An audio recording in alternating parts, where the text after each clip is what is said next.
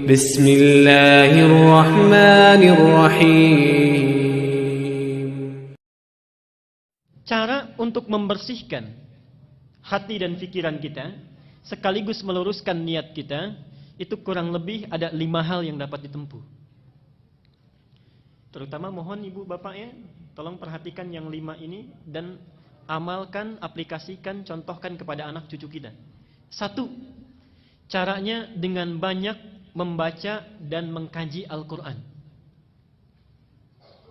Di antara fungsi membaca dan memahami bacaan Quran itu adalah salah satunya membersihkan penyakit-penyakit yang ada di dalam jiwa kita. Ada 2 jenis penawar. 1, penawar obat fisik, dikenal dengan dawa. Penyakitnya daun, obatnya dawa. Jadi kalau kita berobat ke dokter, diberikan resep, kemudian obatnya berbentuk kapsul atau tablet, itu dalam bahasa Arab dinamakan dawa, obat fisik. Yang kedua, ada namanya obat jiwa. Dan obat bagi penyakit yang memang sudah tidak bisa ditangani lagi oleh makhluk. Jadi ini puncak segala penawar, dinamakan dengan syifa. Dinamakan dengan syifa.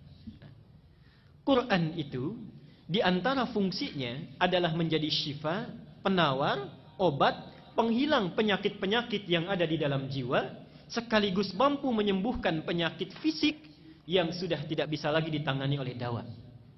Apa dalilnya? Harus ada dalil ya. Quran surat Al-Isra, surat 17 ayat ke-82. Quran surat Al-Isra, surat 17 ayat 82. Wa nunazzilu minal Qur'ani ma huwa shifaa'un wa rahmatun lil mu'minin.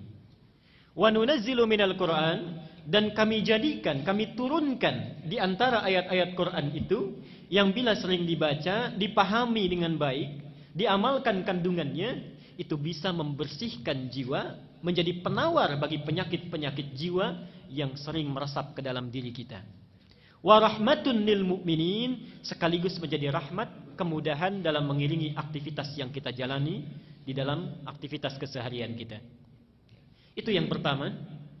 Jadi ibu bapak kalau punya putra, mau cerdas di sekolahnya, mau bagus belajarnya, itu tolong perhatikan bacaan Qur'annya. Semua orang Islam yang pintar-pintar, kita tidak usah berbicara zaman sahabat ya, masa-masa keemasan Islam saja setelah tabi'in, semua ulama, semua cendekiawan, semua ilmuwan yang akan mempelajari ilmu-ilmu hidup, ilmu-ilmu kehidupan, ada matematika, biologi, fisika, kimia, semuanya mempelajari Quran dulu. Ibnu Sina, Al-Kindi, Al-Farabi, Al-Ghazali, Ibnu Rushdi, Al-Khawarizmi, Al-Bantani, Al-Bituni, semuanya dari Quran dulu. Ibnu Sina yang dikenal dengan pakar kedokteran, usia 17 tahun sudah menjadi dokter spesialis, rujukan para dokter di masa itu usia 7 tahun sudah hafal Quran. Usia 7 tahun. Semua ulama Islam itu orang tuanya memasukkan dulu anaknya untuk hafalan Quran. Apa di antara keunggulannya?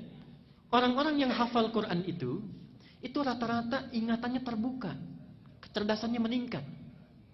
Ibnu Sina itu dikenal hampir sulit lupa. Dan kalau lupa, itu tidak membuka buku Pak, Ibu. Datang ke masjid, sholat 2 rakaat, itu ingat kembali. Ibnu Sina. Kita hampir mirip ini. Cuma bedanya kalau kita sholat, semua ingat. Ingat, saya sampaikan 3 amalan yang sifatnya sangat unik karena saling bertentangan. Ini 3 ibadah. Saking uniknya pahalanya besar. 1, ibadah yang bila dilakukan tidak melahirkan rasa bosan, tapi cepat mendatangkan kantuk. Ibadah yang bila dilakukan tidak melahirkan rasa bosan, tapi cepat mendatangkan kantuk. Baca Quran. Baca Quran. Itu biasanya begitu. Kalau baca internet, majalah, koran bisa 1 jam, baca Quran 5 menit saja sudah pegang mushaf, sudah ngantuk tuh. Sampai kaget Mike. Berarti betul. Yang kedua, kan tidak ada sampai sekarang orang bilang saya bosan baca Fatihah, gitu ya. Pasti terus. Tapi baik dibaca dalam sholat ataupun biasa itu cepat ngantuk. Yang kedua, satu amalan yang dilakukan saat bersamaan, mengingat sesuatu yang lupa, sekaligus melupakan sesuatu yang diingat. Ingat sesuatu yang lupa, sekaligus melupakan sesuatu yang diingat. Sholat. Saat kita bertakbir itu, seharusnya kita kan ingat ya, ini rakaat pertama, kedua, tapi bisa lupa. Dan saat yang bersamaan bisa mengingat sesuatu yang lupa. Kunci ditaruh di mana ingat, kan? Buku hilang di mana ingat, arisan tanggal berapa belum dapat ingat, juga semua masuk. Ya. Dan yang ketiga, amalan ibadah yang semuanya bagus, yang bila dilakukan merekatkan sesuatu yang renggang sekaligus merenggangkan sesuatu yang rekat. Unik. Merekatkan sesuatu yang renggang sekaligus merenggangkan sesuatu yang rekat. Nikah. Nikah itu ibadah yang dilakukan bisa merekatkan sesuatu yang renggang. Ini tidak kenal dengan si A, setelah dinikahi menjadi saudara mahram bil musaharah. Saking dekatnya disebut persaudaraan ini mahram. Artinya anak yang tadinya belum bisa melihat aurat ibunya yang tidak pakai kerudung, sekarang boleh melihat ibunya rambutnya tanpa hijab. Mahram bil musaharah, saking dekatnya. Tapi saat yang bersamaan merenggangkan sesuatu yang rekat. Coba lihat. Ada anak perempuan dikandung, berat ibunya mengandung, dilahirkan berjuang hidup dan mati, diasuh, nakal, menanggung malu, dibawa ke pesta mempermalukan, dibawa ke masjid main-main, itu kan? Setelah dewasa, tumbuh cantik, belum genap, belum sempat dipetik buahnya, sudah dibawa oleh orang lain yang baru dikenalnya. Anak laki-laki, perawatannya sama, walau tidak kalah repot. Setelah dewasa, tumbuh, dapat gaji, belum sempat diberikan pada ibunya, sudah harus diberikan kepada orang yang baru dikenalnya. Renggang. Ya. Karena itulah hati-hati, tidak ada mantan ayah dan ibu, dan kata Nabi, celaka, bu'dan liman adraka abawahil kibar falam yudkhilal jannah. Celaka orang yang masih hidup bersama orang tuanya, sudah sepuh tapi tidak mampu memasukkannya ke dalam surga. Yang kedua adalah memperbanyak sholat malam. Memperbanyak sholat malam, rajin tahajud. Itu untuk membersihkan jiwa dan pikiran kita. Dalilnya surat Al-Muzammil ayat ke-6. Inna nashi'atal laili hiya ashaddu wat'aw wa aqwamu qila. Sungguh bangun malam itu, salat malam itu lebih cepat menyentuh kepada jiwa. Di antaranya bisa membersihkan diri kita. Saya cepat saja. Al-Muzammil ayat ke-6. Yang ketiga, banyak melakukan puasa. Banyak melakukan puasa. Di antara fungsi puasa itu memperbaiki perilaku yang tidak baik dan membersihkan penyakit jiwa yang buruk. Mana dalilnya? Sahih Al-Bukhari nomor hadis 1869. Sahih Al-Bukhari nomor hadis 1869.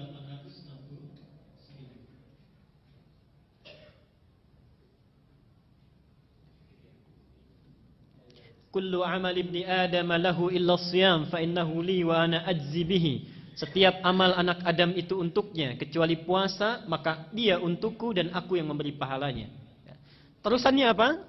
Diteruskan oleh Nabi, fa inimruun qatalahu aw syatamahu, maka jika ada seseorang yang memprovokasi dirinya untuk mengajak berkelahi, untuk mencaci dirinya, untuk berbuat yang tidak baik, maka katakanlah, kata Nabi, inni shaimun marwataini. Katakan saya puasa. Jadi fungsi puasa itu untuk menahan dan memperbaiki diri dari perilaku-perilaku yang tidak baik. Yang keempat, masih ibadah. Yang keempat, memperbanyak istighfar dan bertaqarrub kepada Allah. Memperbanyak istighfar dan bertaqarrub kepada Allah, khususnya di penghujung malam menjelang waktu fajar. Khususnya di penghujung malam menjelang waktu fajar. Dalam bahasa Quran disebut dengan sahar istilahnya. Wabil asharihum yastaghfirun. Surah Az-Zariyat surah ke-51 ayat ke-18 dalilnya. Wabil asharihum yastaghfirun. Dan yang kelima, yang terakhir, memilih teman yang baik, berkumpul dengan orang-orang yang soleh. Ilmu kita bagus, hati kita baik, tapi berkumpul dengan orang-orang yang jelek, perilaku anak pun akan terpengaruh. Ini maaf Pak Ibu ya, tolong mulai sekarang itu kalau cari-cari sekolah, cari universitas, cari yang 5 kriteria ini baik.